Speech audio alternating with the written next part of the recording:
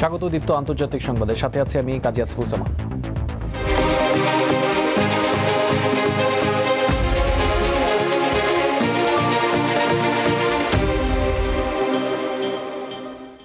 সীমান্তে কয়েক সপ্তাহের রক্তক্ষয়ী সংঘাতের পর একটি আনুষ্ঠানিক যুদ্ধবিরতি চুক্তি স্বাক্ষর করেছে থাইল্যান্ড ও কম্বোডিয়া।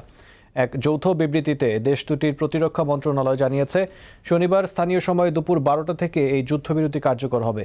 বিবৃতিতে বলা হয়, শান্তি ফিরিয়ে আনার লক্ষ্যে দুই দেশই সীমান্ত এলাকায় নতুন করে সেনা সমাগম বা উস্কানিমূলক কোনো সামরিক তৎপরতা চালাতে পারবে না। টানা 2 দিন উচ্চ পর্যায়ের বৈঠক শেষে এই সমঝোতায় আসে দুই দেশ। গত 7ই ডিসেম্বর যুদ্ধবিরতি ভেঙে পুনরায় সংঘর্ষে জড়ায় থাইল্যান্ড ও কম্বোডিয়া। 20 দিনের এই যুদ্ধে দুই দেশের 100 জনেরও বেশি মানুষ প্রাণ হারিয়েছেন। বাস্তুচ্যুতের সংখ্যা প্রায় 5 লাখ। সিরিয়ায় একটি মসজিদে জুমা নামাজের সময় বোমা হামলায় অন্তত 8 জন নিহত হয়েছে, আহত হয়েছে 18 জন। দেশটির স্বাস্থ্য মন্ত্রণালয় জানায়, হোমস শহরের ইমাম আলী ইবনে আবি তালিব মসজিদে এই হামলা চালানো হয়। এলাকাটিতে দেশটির সংখ্যালঘু আউলিয়া সম্প্রদায়ের মানুষরা বসবাস করে। গোয়েন্দা সূত্রের বরাতে দেশটির গণমাধ্যমগুলো জানায়, মসজিদের ভেতরে বিস্ফোরক রেখে এই হামলা চালানো হয়। এই হামলার নিন্দা জানিয়েছে সিরিয়ার পররাষ্ট্র মন্ত্রণালয়। এরই মধ্যে উগ্রপন্থী গোষ্ঠী সারায়া আনসার আল সুন্না এই হামলার দায় স্বীকার করেছে। তাদের দাবি, অন্য একটি অজ্ঞাত গোষ্ঠীর সহযোগিতায় এই হামলা চালানো হয়েছে। এর আগে জুন মাসে দামেস্কে একটি গির্জায় ভয়াবহ বোমা হামলা চালায় এই সংগঠন।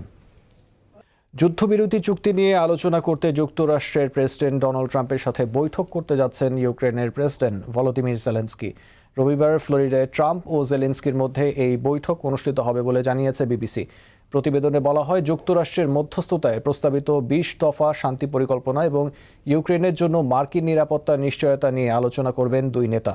এর আগে বড়দিনে মার্কিন বিশেষ দূত স্টিভ উইটকফ ও ট্রাম্পের জামাতা জ্যারেড কুশনারের সঙ্গে প্রায় 1 ঘণ্টা ফোনে কথা বলেন জেলেনস্কি। অপরদিকে রুশ সংবাদপত্র কোমারস্যান্ট বলছে, ইউক্রেন যুদ্ধ অবসানে একটি সম্ভাব্য চুক্তির অংশ হিসেবে রাশিয়ার দখলে থাকা কিছু ভূখণ্ড বিনিময় করতে রাজি রুশ প্রেসিডেন্ট ভ্লাদিমির পুতিন। তবে এই জন্য পুতিনের প্রধান শর্ত হচ্ছে, পুরো ডনবাস অঞ্চল অবশ্যই রাশিয়ার হতে হবে। যুক্তরাষ্ট্রের শীতকালীন ঝড় ও ভারী তুষারপাতের আশঙ্কায় কয়েক হাজার ফ্লাইট বাতিল হয়েছে। ফ্লাইট ট্র্যাকিং ওয়েবসাইট ফ্লাইট অ্যাওয়ারের তথ্য অনুযায়ী শুক্রবার রাত পর্যন্ত যুক্তরাষ্ট্রের 1600 ফ্লাইট বাতিল এবং 7400টি ফ্লাইট বিলম্বিত হয়েছে। বৈরী আবহাওয়া সবচেয়ে বেশি প্রভাব ফেলেছে নিউ ইয়র্কের জন এফ কেনেডি আন্তর্জাতিক বিমানবন্দর, নিউ ইয়র্ক লিবার্টি এবং লাগুয়ার্ডিয়া। এছাড়া বোস্টন, শিকাগো এবং কানাডার টরন্টো শহরেও ব্যাহত হচ্ছে ফ্লাইট চলাচল। দেশটির আবহাওয়া অফিস জানায়, স্থানীয় সময় শুক্রবার বিকাল 4টা থেকে শনিবার দুপুর 1টা পর্যন্ত শীতকালীন ঝড়ের সতর্কতা জারি করা হয়েছে। নিউ ইয়র্ক এবং দক্ষিণ কেনেটিকাটে সর্বোচ্চ 23 সেন্টিমিটার পর্যন্ত তুষারপাতের পূর্বাভাস রয়েছে।